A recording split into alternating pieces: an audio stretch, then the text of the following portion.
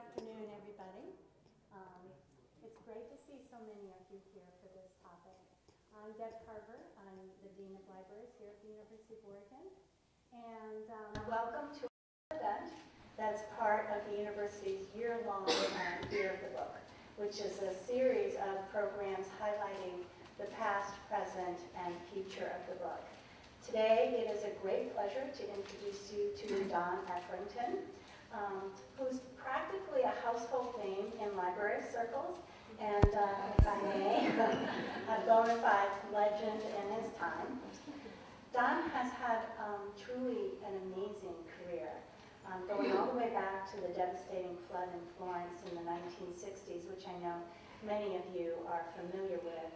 It laid waste to thousands of manuscripts and works of art, which were eventually restored by armies of conservationists, including people like Don, and this eventually earns them the beloved name of Mud Angels. Don said they just called him the Angel.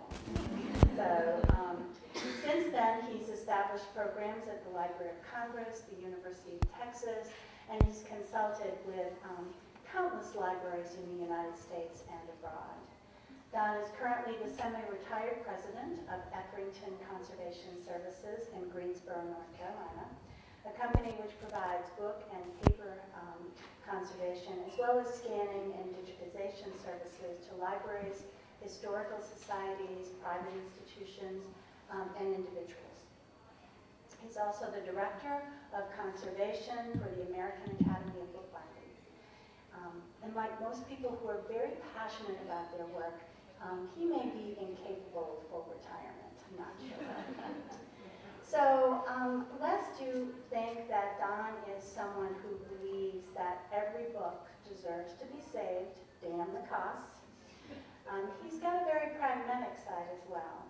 He believes, like many of us, that the value of books is not necessarily intrinsic, but comes from their use, either in the past, the present, or perspective. So the title of Don's talk today is A 60-Year Odyssey in Bookbinding and Conservation. So please join me in welcoming Don Etherington.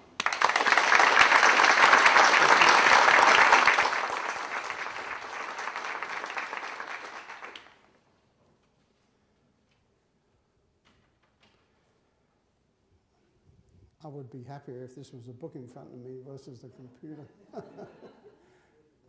Can you hear me? This is about right? All right. Basically, I'm going to be talking about myself and about the various institutions and the work I've done. I'm going to ramble a little. I'm not going to be so strictured. And I would like to say, I think that if there's some burning question while I'm talking, feel free. I mean, this is not an exam. Just feel free to interrupt, put your hand up, and I'll try and answer if we can. If not, of course, we'll certainly be happy to answer some questions after. All right? Most likely we should start. I was born in London, 1935. 3 pounds, which is interesting to look at me now. I've gained 3 pounds a year since then. And but my great-grandson, actually, in England, a year ago, was born a pound. He was 24 weeks, something like that, premature. And, you know, I sort of thought, well, because he didn't have all his faculties, you know, and I thought, well, they shouldn't really try to keep him alive, but they have, and he's wonderful now. It's amazing. So, but I suppose 3 pounds in those days was sort of equal to a pound now, I suppose. Anyway, I started school at 3. In those days, that's when you started regular school. And if you just went through regular school, you were kicked out at 14. There was the 11+ exam, which was draconian, I think, especially in the days of the Blitz. I went through the Blitz for 6 years, so there was a lot of days of school missed. In fact, when we got bombed, our apartments, it was devastating really. Hit the apartments, went into the shelter, killed 73 people, many of them my school friends, and then went into the school. But even at that, you know, when I woke up in the morning in another shelter, we all climbed the lamppost and was cheering the teachers saying, "No school today, teach." So children seem to be able to, you know, go through those situations. So at 11, we did the 11 plus.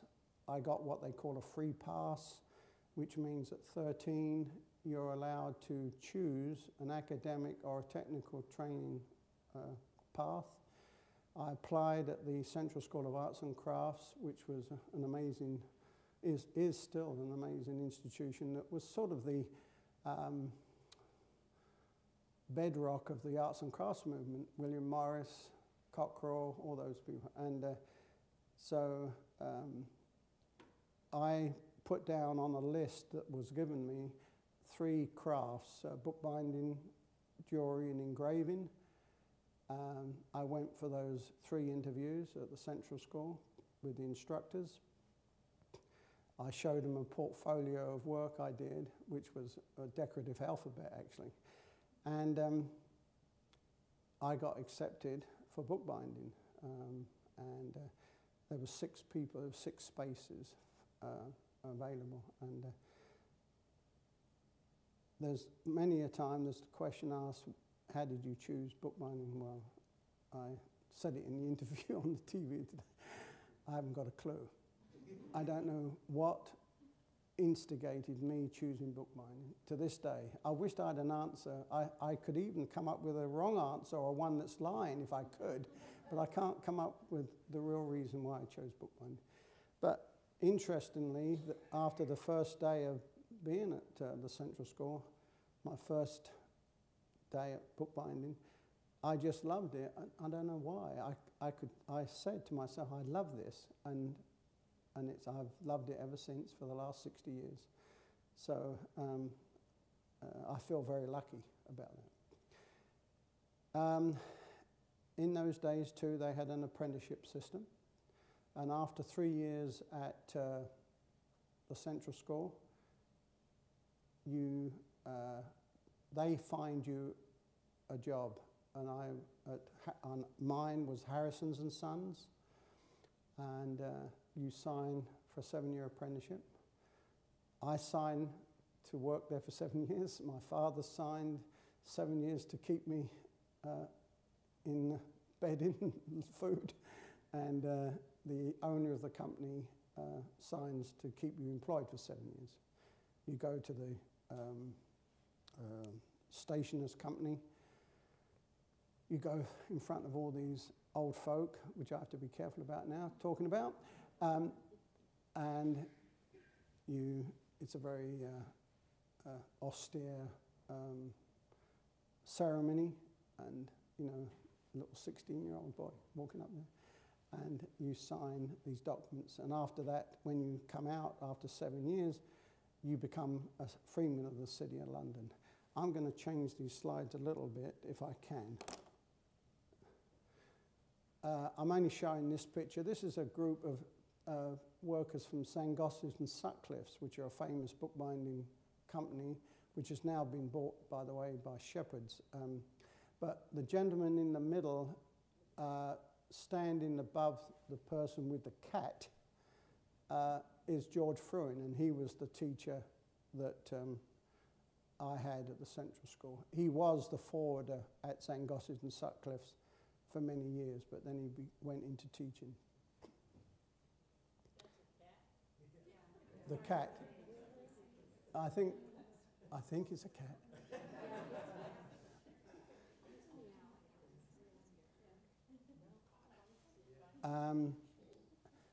These are, I'm not going to spend too much time, but these are the 3, one of my first, well, I did 4 bindings. Another binding before these 3 was a cloth case binding.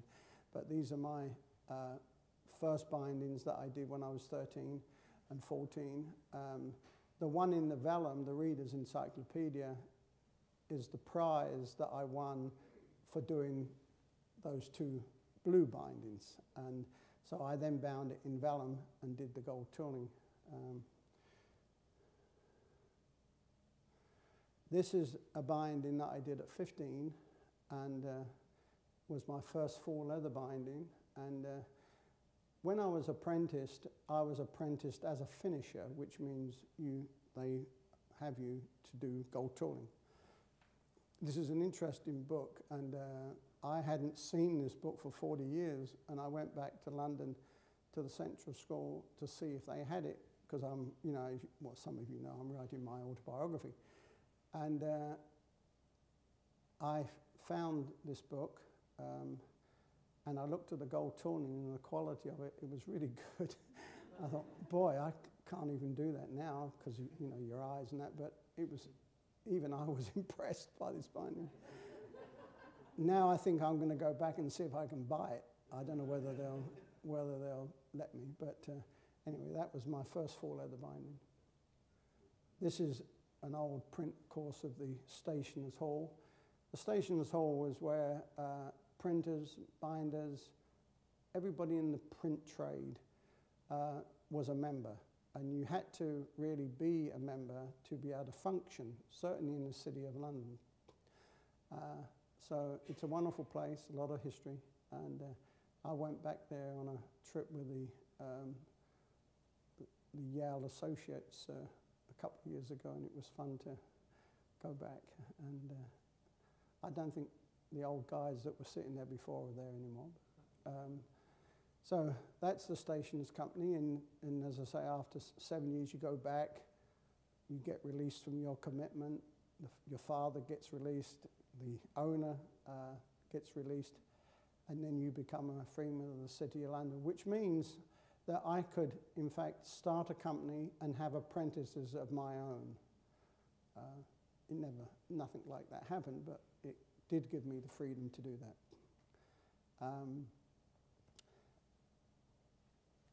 Let me see here where we are. All right. This is a design binding which I completed while I was printing. Seen Edgar Mansfield's bindings, you'll see a lot of influence in this design. He was a wonderful man, and I put this book in for the Thomas Harrison Memorial Competition. It was the first year, and I won first prize. And the British Museum, Howard Nixon, I don't know if some of you may know the name, but he was the keeper of the came up and wanted to buy it, and he offered me 19 guineas, which is £19 and 19 shillings. And I was absolutely thrilled, of course, to sell a book to the British Museum. Now I'd like to offer him 20 guineas and see if I could get it back. But he was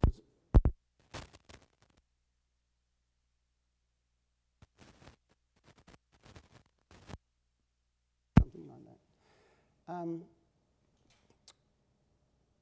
But Edgar was a great teacher, and the London College of Printing was running what we call day release classes, so you could go from work. Your employer had to release you to go for a day to develop your education and your qualifications. And while I was there in those 7 years, I took all the Sitting Guilds exams, and it's intermediate and final, and it's sort of the basic examinations that people doing bookbinding, whatever, go through to show you have some quality in your work. Bernhard Middleton actually was the examiner in those days, which some of you might know. He's still alive, very famous book restorer in England. I'm trying to read my quick notes because I don't want to miss something out.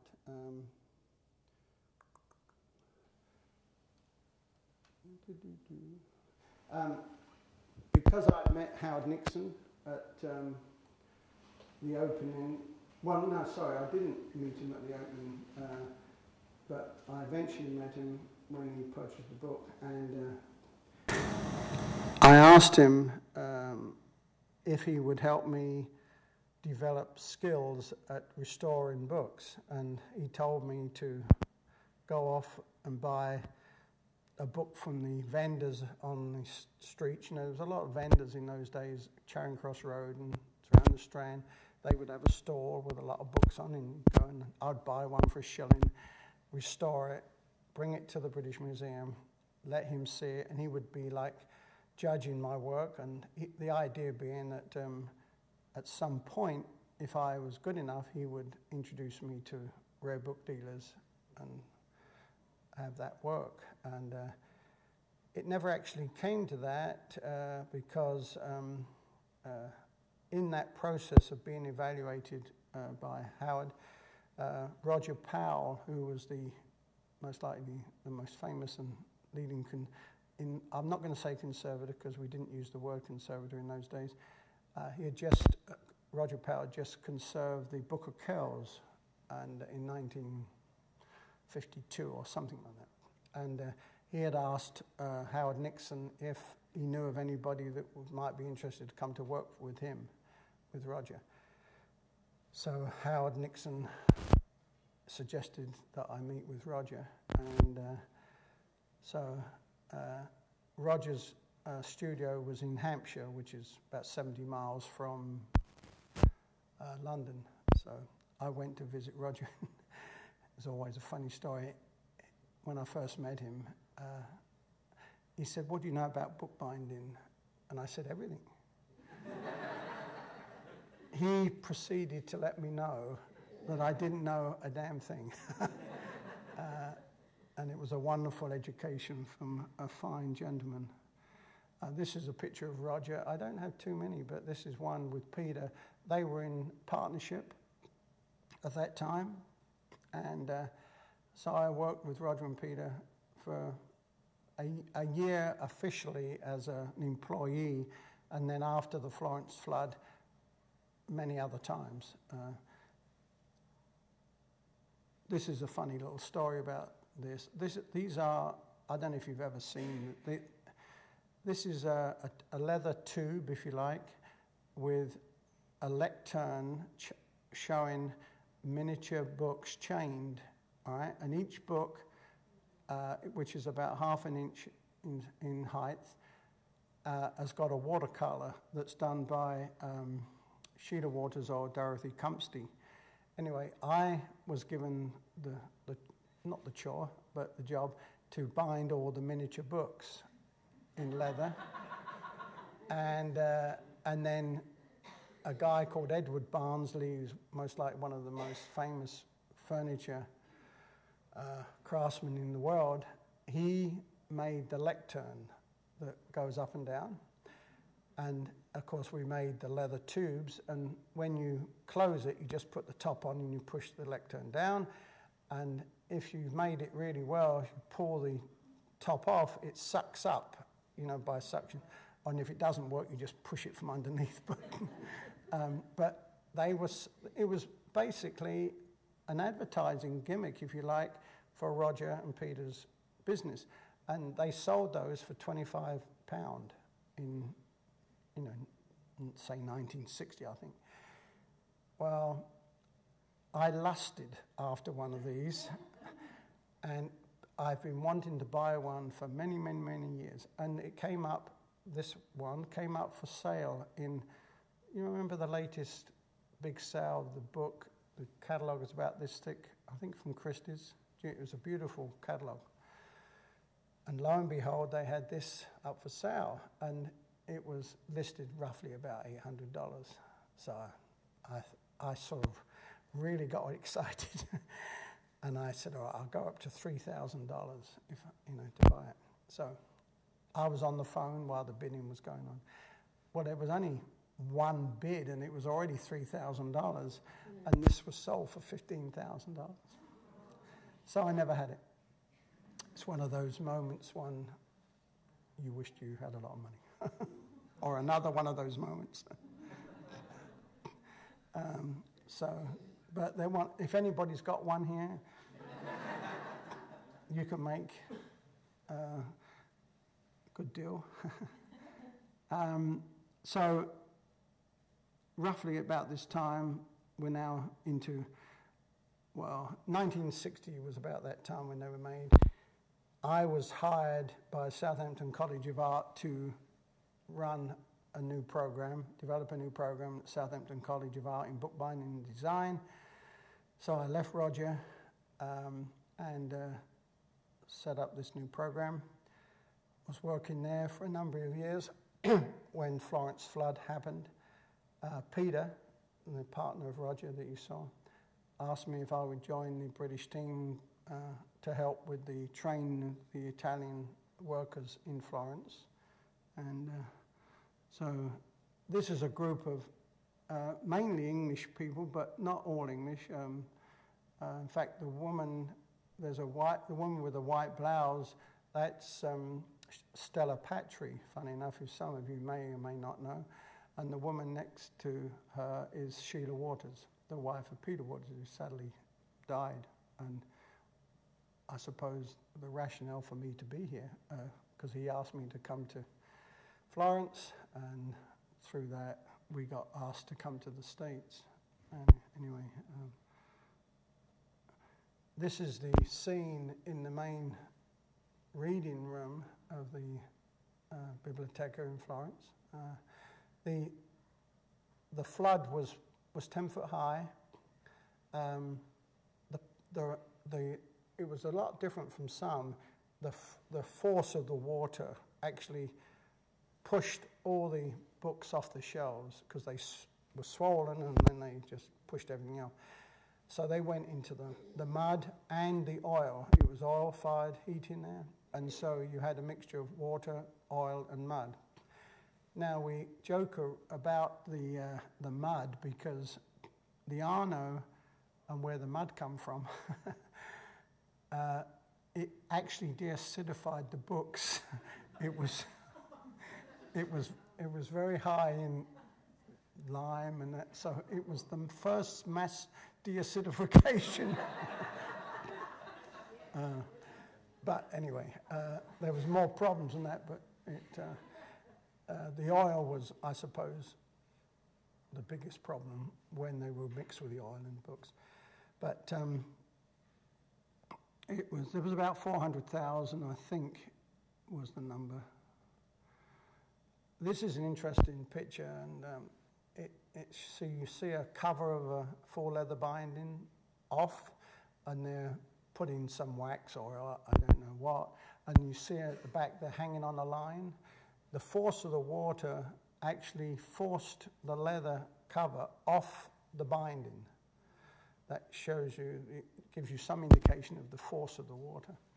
And so now you have all these covers floating around and all these books over here floating around, and never the twain shall meet. Well, hopefully they will at one point, but it's not easy. You wouldn't think it would be that difficult, but believe me, it wasn't that easy. And versus the limp vellum binding, which we've just finished with Marilyn Moore here, why we got all excited about limp vellum was because in the flood, they sort of rode the waves.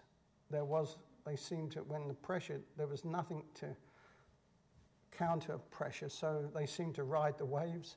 So that's why we all got really excited about limp vellum, and Chris Clarkson, who was one of the team, got very excited and became an expert, if you like, on limp vellum bindings, and we learned how to do limp vellum bindings in Florence, and it's now somewhat a common conservation binding structure because it's non-adhesive. Anyway, it was an amazing scene. This was the main reading room later, where the workshop was set up to to do the work. These are the menders. This is the mending department that you're looking at. And so this is me, believe it or not. The one with the dark black, the blazer. And my two sons, after Florence and after I was asked to come to the United States, and this is on the Queen Elizabeth, leaving Southampton Harbour.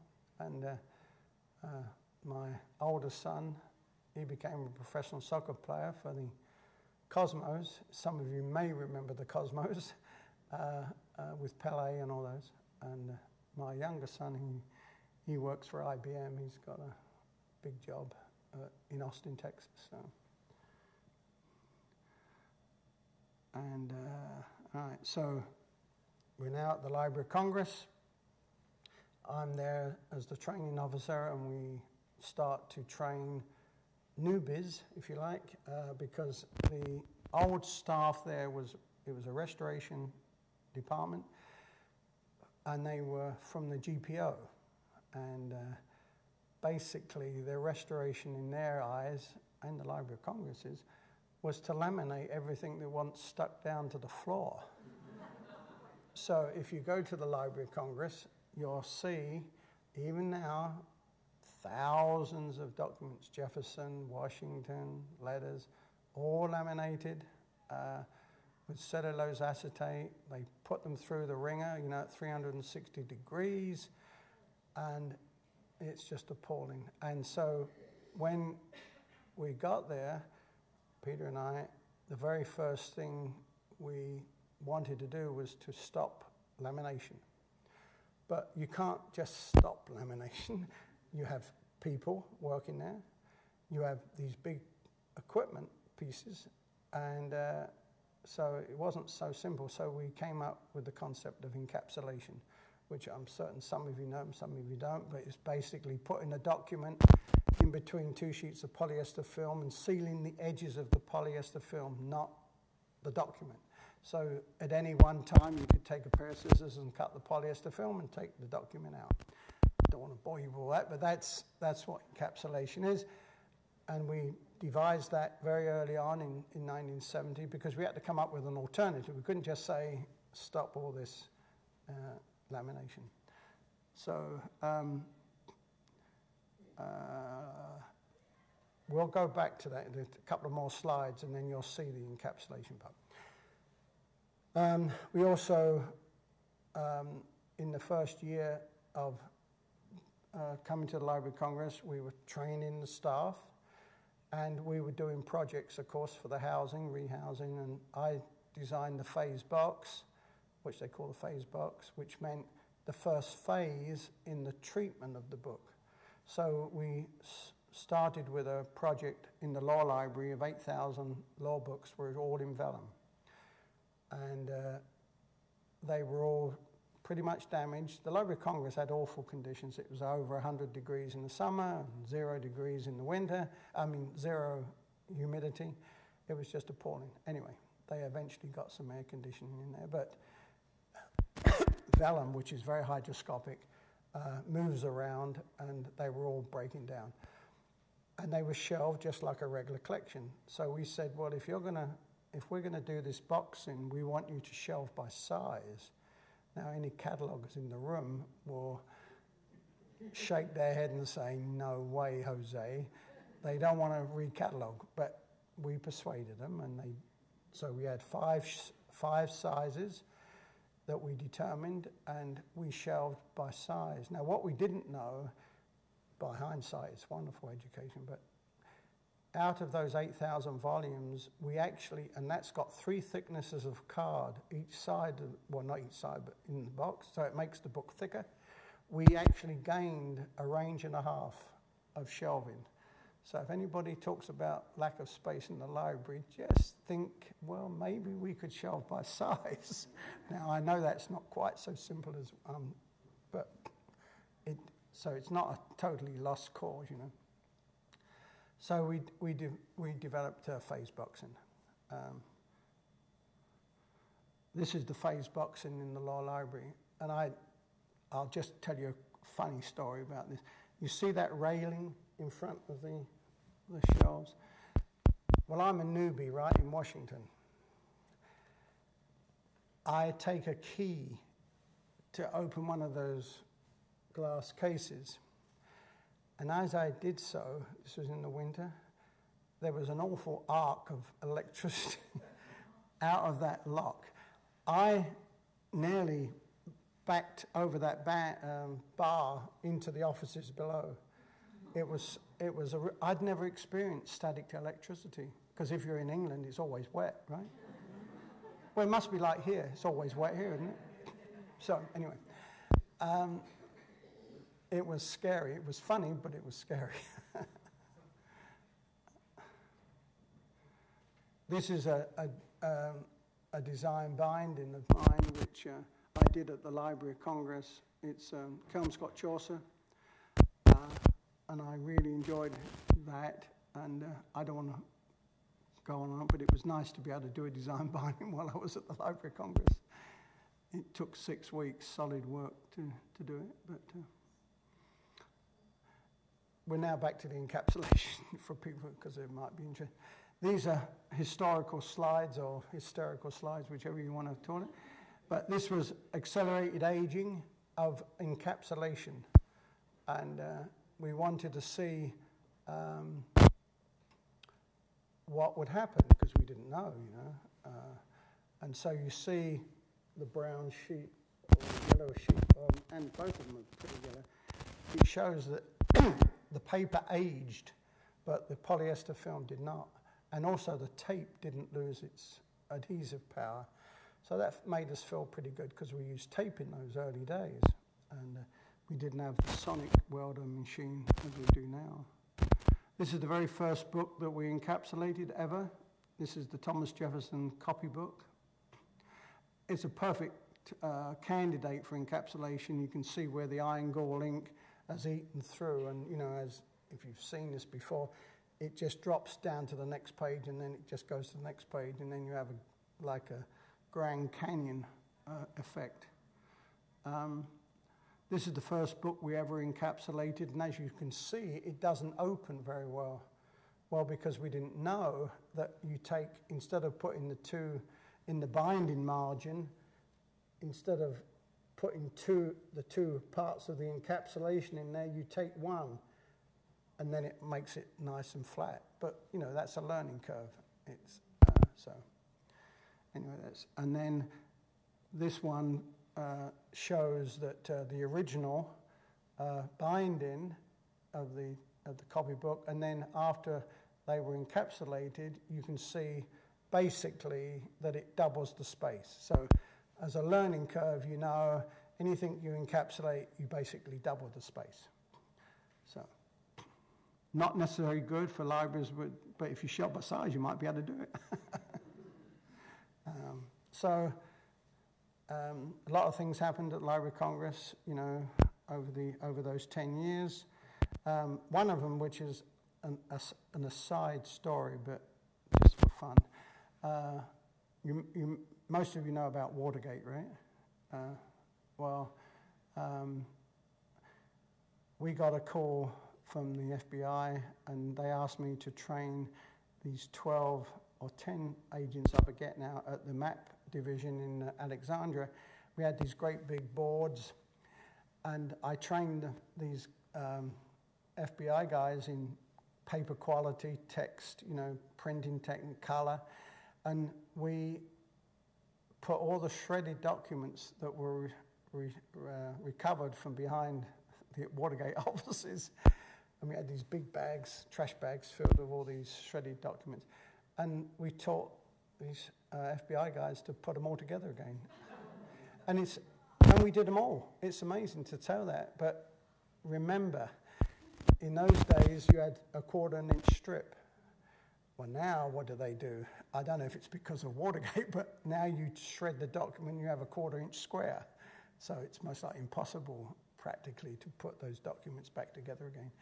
But it was a fun project. And the other one, they used some in the proceedings, but not all the documents. But at the same time, we got a call from the White House saying they wanted they said me, but just the office, to build a forced bookcase in the Oval Room. And the assumption was they were going to put a tape recorder behind the bookcase, which is interesting, you know, with all the story about the 18-minute of lost tape, remember all that? I mean, I know some of you most likely don't remember that, but it never actually happened. We never did it because as we were in the process of arranging to do that, Watergate burst, and so nothing ever happened. But where are we now here? Well, then in 1980, I got sort of persuaded, if you like, it's a nice word, to go to the University of Texas in Austin and open a whole new conservation lab at the HRC. Well, it's the HRC, it's the Harry Ransom Research, Humanities Research Center. It's a mouthful, whatever way you want to talk about it. But anyway, it's their special collections, really, of the University of Texas. It's a fabulous institution. So I started it, and I wanted to be my own boss at least once in my life, and design a new lab with all the bells and whistles that I had learned from the Library of Congress, and so exactly what I did. I was given. I've always been surprised about this, seemingly carte blanche. Do you know the director who hired me never asked me once about how much I was spending, which is always surprising to me. I think nobody asked me, and I didn't volunteer either. So we built a really wonderful facility, and we had book, paper, and photograph conservators, and it was pretty nice. I had 25 conservators at that time there. This is just one. I'm not going to bore you. You'll have to buy the book to find out all the others.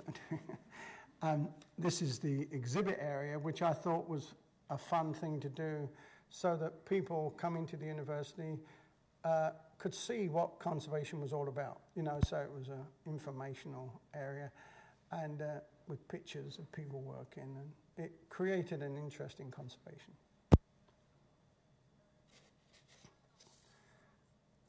While I was in Texas, I was approached by Yeshiva University in New York to do this manuscript that belonged to the library in Jerusalem. It's a Haggadah, and it's 13th century, and it was about 8 inches thick, and all I got, there was no binding, no sewing, nothing, just the signatures in parchment. Wonderful, beautiful manuscript, and they wanted me to rebind it, and I persuaded them, as also in conjunction with Jerusalem, to rebind it in 3 volumes because it was totally useless, I thought, as a bad thing to do it in 1 volume. Maybe that's why it all broke down in the first place. And so this was some of the, damage, but not so much. 2 or 3 leaves like this, but in pretty good shape. And there was another view of it. And then these are the 3 volumes in wooden boards, and it was a very, very nice project, actually. And it's lovely working with wooden boards, and when you chamfer them, it's a very essential thing. This is them with their spine covering, and this spine covering, funny enough, is non-adhesive. It's not stuck to the book. The only way it's attached to the book is those tacketers at the head and tail. All right, so that's the only thing holding the cover to the book, and it opens beautifully, and it's very, very nice. Because when it's a vellum manuscript, you don't really want to put any adhesive to the manuscript. And What you're seeing here is the housing I designed for it, and this is actually interesting because it has some throwback to Roger Powell. When he did the Book of Kells, he, I think he put it in 4 volumes, I'm not certain now. Let's say he did. Originally it was 2 volumes, but again, because it was very thick, he originally suggested that it would be bound into signature form, but the powers to be at Trinity College couldn't imagine it being called the Booklet of Kells. But that would have been the best form from a preservation standpoint, because I can understand, even I could understand it. Most likely it wasn't a very good idea. But he had devised a piece of furniture to hold the Book of Kells in a certain clamping motion, and you can't see it from here, but each book had its clamshell, and as you put it in the drawer, the back of the drawer is actually smaller than the front of the drawer. So as you push it in, it puts pressure, very subtle, nice pressure, on the manuscript. So, but it's a throwback from the Book of Kells ideas. So then we come to the Magna Carta. Ross Perot purchased Magna Carta of 1297, and it was important for him because he's a big collector of Americana.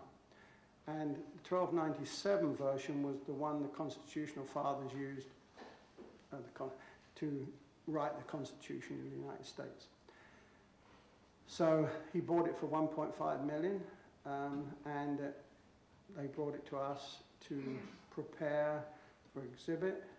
And this is Nathan Stolo, the guy in the dark suit, and Jim Stroud in the leather jacket, who took over my position at Texas when I left. The display is what was on at the National Archives, and so after a couple of visits to other areas of Texas, it was transferred to Washington, and it was in the same in the rotunda with the Declaration of Independence and all the other documents. It was fun, you know. We used to fly back and forth from Dallas in the Learjet, at 40,000 feet. It's good. It was fun. And but he's quite a collector of Americana, and quite frankly, I liked him. I even voted for him, you know. But he did act crazy when you saw him on TV, I thought. But, what else was there? Let me go to the next one. This is when Hugo Peller, that some of you most likely don't know, but he's a Swiss binder. He's one of the leading binders in Switzerland. He's died now, of course. But he came to Texas and gave a workshop with gold tooling, and we became friends. I took him to a bar in Austin, which is in the hill country there, called the Oasis Bar, and everybody sits and has drinks, and when the sunset goes down, everybody claps, you know, the sun. And he said that God's put the sun in the garage. Anyway, he's a nice guy. And anyway, in 86 or 7, he organized a conference in Finland at a mansion that was owned by a woman who was Hugo's student, and she wanted to have a conference with, I think it was 12 experts from various parts of the world, and I was invited to represent the United States, and other people came representing their country. And this young lady, oh, that's the mansion, 1823, built by a Swedish soldier. Wonderful mansion. Oh, it's fabulous. And this young lady, named Monique Lallier, was invited to represent Canada. And And, well, I suppose one could say that I fell in love immediately I saw her. And within a year, we got married. I don't want to bore you too much with the details of all that, but it was a wonderful experience. You know, the delegates at the conference had to give a presentation of their work or whatever, and so we had workshops every morning, and in the afternoon we would go skiing. I'd never skied in my life, but everybody else was pretty skilled. It's amazing what you can learn when you haven't chased some young lady. And because there was a Dutchman sort of checking her out too, and I was much younger than me. And anyway, so I had to learn cross-country skiing pretty quick, and I won't go into, but there was a wonderful movie made by another Austrian skier who took movie camera, knew where some people who wasn't a very good skier would have a problem, and it's a movie that is an equal to a Charlie Chaplin movie, but it's me that they're all laughing about. So we got married in Greensboro, North Carolina, in '87. That's the best man, Jack Fairfield, who asked me if I would set up a company in conservation in Greensboro, North Carolina, and I got persuaded to leave University of Texas, which was a tough decision because I really enjoyed my time there. And but I wanted to. Now I want to be my own boss. I want to be my own boss again, but I want to see if we can make money in conservation. Well, it's a challenge, you know. It's just a different. But, so that was the challenge, to come to Greensboro and work for him. He was the president and owner of Information Conservation Incorporated. And he's now, well, he's sort of retired now, but the company that does the university here is Binding in Walla Walla is part of the organisation that now is called the HF Group. When Heckman and the Fairfields, you know, it's like the McCoys and that to get together.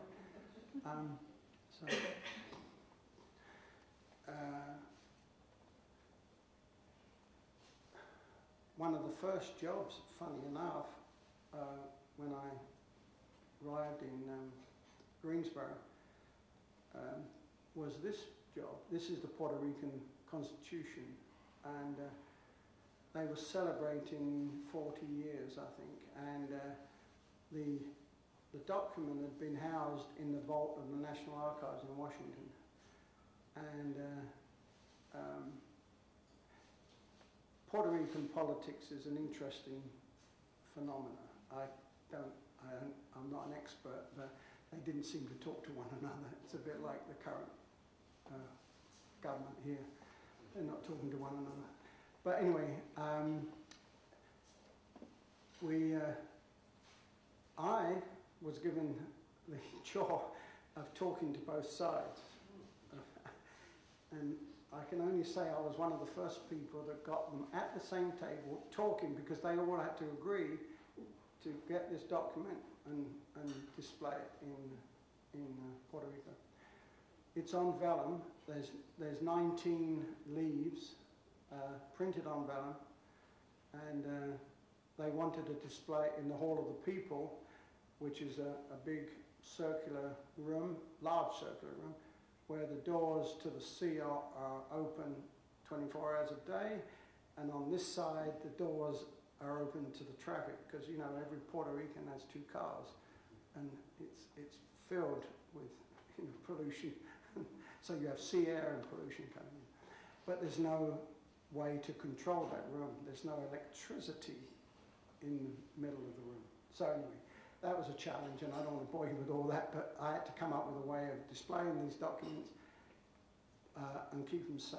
And one little thing I did do, this is an inside story, so you can't repeat it, otherwise we'll come after you. We made facsimiles of the document. And I designed it so you could show the original, but then after the event or whatever that made in a major thing, you could flip it, the acrylic frame, and show the facsimile. And so if you didn't tell anybody, they wouldn't know whether it was the original or not. Anyway, I suppose I can tell it now because it was a long time ago. But it was interesting at the opening, the founders of Puerto Rican, the signers of it, they were all still alive. And you can see 3 of them, there's another one. It's sort of fun.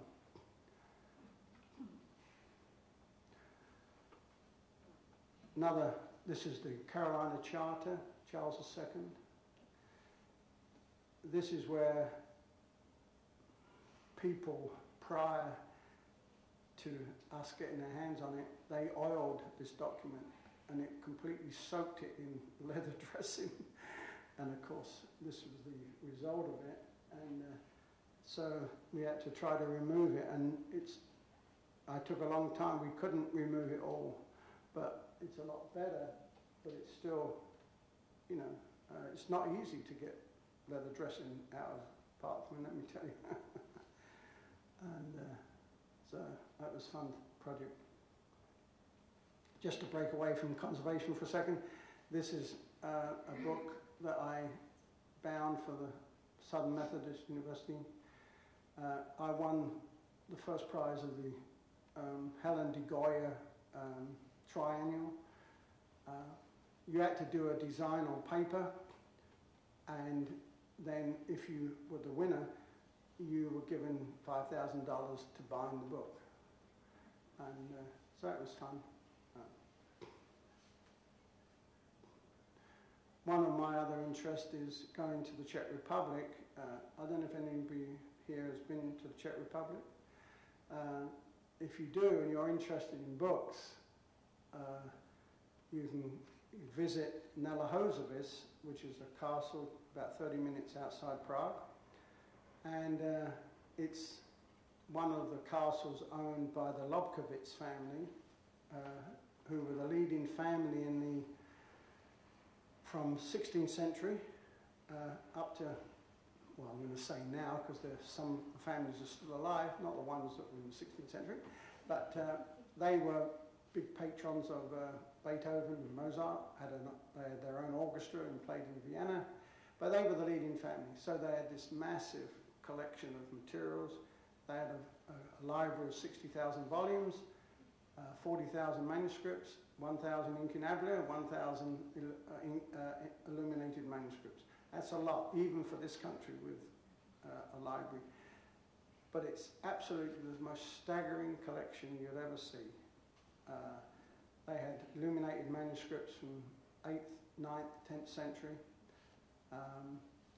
Wonderful materials. They had a Mite's Bible, which I talk about all the time, because it's a pristine copy of the Mite's Bible, printed on vellum, in its original binding. It looks like it was done yesterday.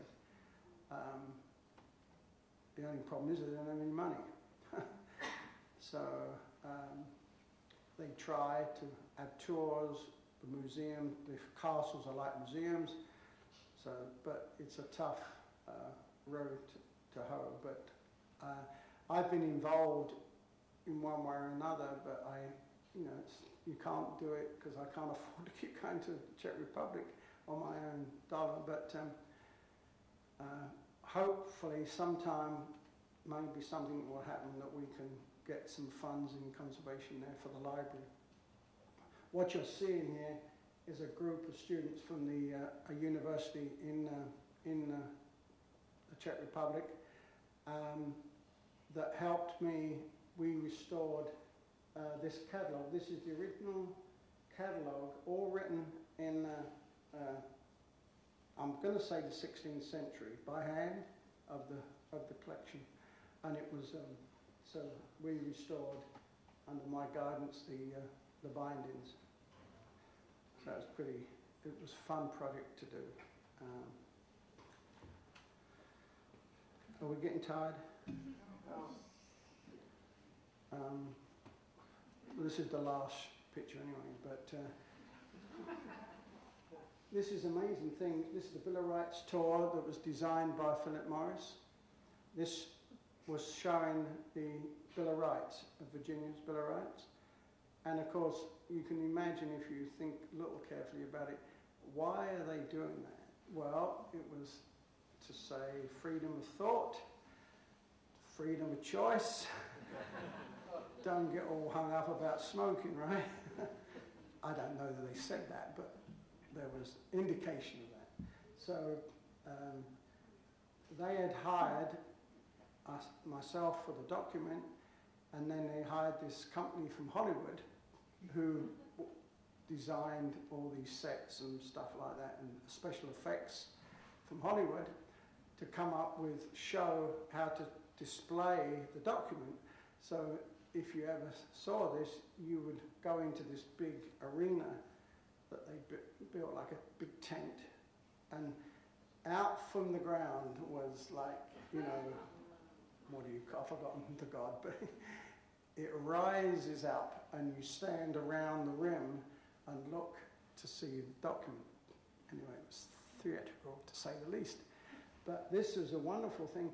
This van was designed, and inside was all the monitors of the document, humidity, temperature, anything you could ever think about was monitored by one man who looked at all those things. And then when it travelled, it went in that armoured car, if you like. And the real sadness is, I don't know what the hell happened to that van, because I'd love to have that. But anyway, it was a fun project, and it sort of makes the world go round to have this experiences, you know. And so I think I'm going to finish there, and if there's any questions, I'll be happy to answer. Thank you.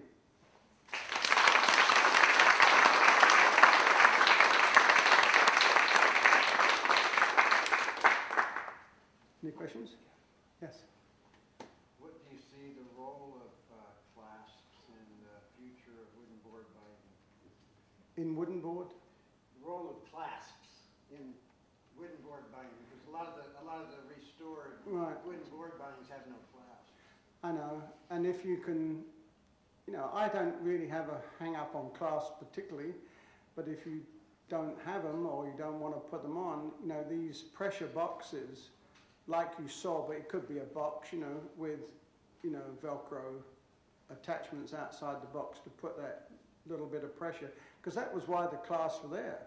You know, if you look at all the books, wooden boards or otherwise, the books were sewn tight, and the air gets into the book, and it makes the forage expand. So you have these clasps that hold that pressure on, and I mean, some of them are beautiful, and I think they're wonderful, but I didn't, as you can see in those books that I did with you didn't need it, you know.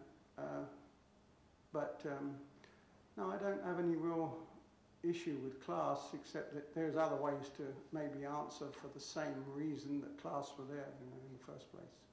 There's sometimes you could easily argue that clasps do a lot of damage to the first few leaves and the last few leaves. Because if you see older books, you'll see all the rust from the metal attachments, you know, if it's metal, doing damage to the text. But, you know, I wouldn't say that's common so much that you would say don't do any more clasps, you know. And by the way, nice, good to see you. Come on, must be.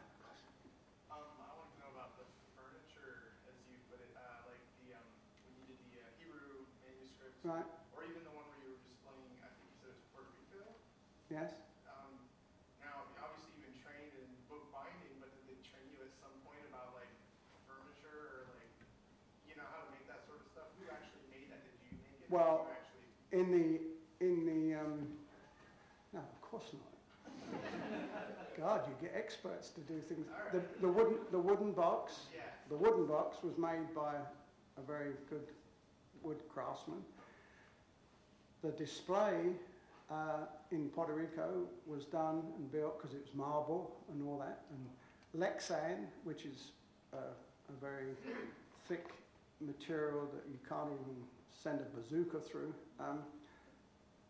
That was designed, well, you know, I'm going to say they designed it. I designed it and they built it, right? Was Exhibits Unlimited from Alexandria, Virginia. They're a wonderful cut, and I don't even know now whether they're still in existence. But basically, like the Magna Carta, you saw Nathan Stoller, right? He's a chemist, scientist, and he built the case, the actual case with all the humidity gizmos in there. Like with the Declaration of Independence, where I was the parchment consultant at the archives, we had NASA and NIS. NASA, of course, is the space agency, and NIS is the something National Institute for something technology. Anyway, they have these amazing machines. They cut out of maybe it was aluminum. Anyway, they had this router that cut a whole piece of aluminum and they routed it out absolutely in perfect condition because they had all this fancy equipment. NASA was involved in developing the diamond laser lights that to evaluate on a continuous basis the temperature and humidity of the cases for the declaration. You have these beams that go across. I mean, you don't see it, and they read the temperature and humidity without breaking into the case to find out, because you didn't want to break the seal, you know, because it's a pain to. So it was a lot, very exciting. Just one little story. We had these meetings every 2 weeks in Washington. There was this group of people, experts, Paul Banks, Peter Waters, Norbert Baer, all these chemists and big conservators, big cheeses. And when you give a presentation to them, they evaluate what you're going to do. You know? So one of the very first meetings, they said, well, how are you going to do this, Don? So I said, well, I'm thinking that maybe we'll use Japanese paper to go underneath the document, and we may use Irish linen to go. And all of a sudden I heard there was this deathly quiet around the room. You can't put Japanese paper under our the Declaration of Independence. You can't use Irish linen. And I thought, give me a break. Anyway, it was such a funny response. And so I thought, well, so what we did, which is a funny thing, I called the guy from Iowa, what's his name? Tim Barrett. Tim Barrett. And I said, we need some very pure paper made. He makes Japanese paper in America, in Iowa, right? And anyway, he made this pure paper, but because of the size, his molds and that weren't big enough. So he got the government to make this big fancy piece of equipment to make this paper for the bed of the Declaration. But it was a very funny reaction. I come on, this is a little much. And not only that, there's an Englishman talking about it too. So anyway, it's just a funny sort of. Sorry, sir. Yes, sir. I just wonder, is there anything you can do about with the laminated bits? Yes, we do. It's very good business. If you've got some, we'll do it for you. No, we delaminate using acetone generally, and it's what's interesting about that. You know, we don't like it because it looks it looks like all these wonderful Washington and presidential papers like placemats, right? And so we don't like that. And in fact, when I was at Texas, I had these 3 scholars from Mexico practically in tears because they had gone to the Texas State Archives to look at some Texas land grant documents. I'm sort of racking my brain, but they had red writing and all that, and all the red writing had faded. And they said, Don, we need you to restore these. And I said, I'm sorry, there's nothing you can do. But but in general, you don't see a lot of damage in most cases after lamination, but it's just appalling. You know, there's no quality of the piece anymore. I mean, it's just a piece of plastic, you know. And it's funny, when you delaminate, the document is complete. You know, the most important job we ever did at work for the University of Virginia was Jefferson's handwritten notes on when he was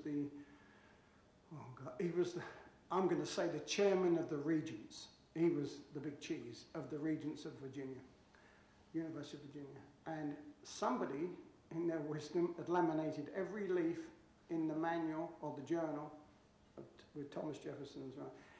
The manuscript guy who was in charge said, Don, if you screw this up, I'm going to be out of a job. Anyway, we delaminated it, and the funny part about it, the paper was fine underneath. So you don't know why, and it applied to the university, Library of Congress. I think they just had to feed the machine. You had people working for the government, you had to keep feeding the machine, keep it busy. So which is not a very good reason to... So the laminating process didn't really damage? Well, it does it, yes. I mean, how would you like to look at Washington? No, but I mean, but it's recoverable. Is it? Recoverable in a sense.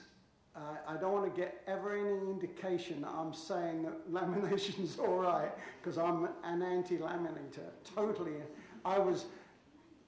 The people in North Carolina Archives, who were one of the last to give it up, sent a letter to Fraser Poole, who was the head of the Library of Congress, asking him to get Mr. Etherington to cease and desist his attacks at meetings about lamination. But in reality, though, most of what we've delaminated, we've been able to say it wasn't as if, you know, it was all falling apart. In the these land grant documents, yes, they had lost all the damn red ink. I think that's pretty serious. Is that because of the lamination process? Yeah, because the heat, yeah. Yes. You mentioned that your company in North Carolina is involved with digitization projects, and I was just wondering if you could... I'm sorry. What project? Digitization Yeah. projects? I was just wondering if you could talk some about conservation issues in that process that's relatively new. Now you're getting me out of my comfort zone. Really, I don't know there's any conservation issues other than if you're scanning and you're doing damage to the fragile material while you're scanning. We have a Curtis machine, which I don't know, any of you know that. It's a machine that puts the book in a cradle, and the camera goes this way and the camera goes this way. And it turns the pages automatically in a very subtle, soft way. It's very nice. Even brittle paper. So the only thing I think it does is it puts people in the mindset that digitization and scanning is preserving our cultural history. And that's a big mistake as far as I'm concerned, because there's no standards for digitization. I mean, and they'll say, well, we'll refresh it. Now let me tell you something. If you think a library who spent thousands of dollars on scanning or digitizing is going to go back and refresh get it. That's an illusion. So from that perspective, I think it's somewhat dangerous. But to say in the process, as long as it's done right, I don't think there's an issue with... where was you thinking there may be? Was you thinking there would be some issue? Just with the handling of older material. Right. If you don't have one of these very nice machines, Well, damaging the binding. you can always send them to Etherington Conservation Centre. No, it's just in the handling, but you could argue about that with microfilm. You know, same argument. Is the market moving towards any sort of standardization for scanning that, do you have any, I guess I'm talking about like aesthetics in scanning where, around here we just scan things and then manipulate them in Photoshop to where it's pretty austere and doesn't really look like anything like the original material. When we do it, it's a perfect reproduction. No, we don't do cheap old scanning just for information purposes. We do it for long-term purposes, and it's really high quality. And I say that in a nice way. I mean, I'm not trying to brag, but we do. But the issue of whether it's long-term and archival is still out there, whether we do it or not. So. Yes, Nick? So you've been part of AIC for a long time. Could you just talk a little bit about what they do and sort of what you think the status of conservation in the United States is there? Well, the AIC is the American Institute for Conservation. It's our leading body of conservators from all variable issues like painting, furniture, objects, books, paper. And we all belong to the organisation. It's flourishing actually. The book and paper section of AIC is most likely the biggest. Not that saying that the biggest is better, but there's a lot of members. We tried certification within the organisation, and it didn't pass, which was most likely a sensible thing.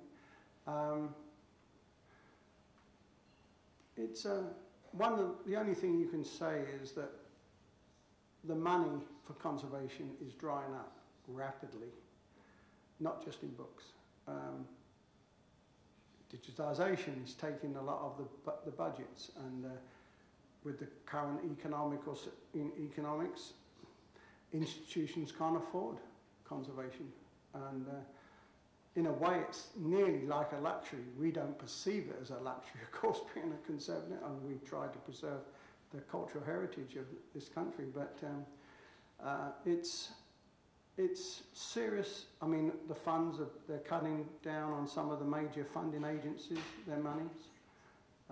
There's a lot of issues going out there from funding, and if there's no money,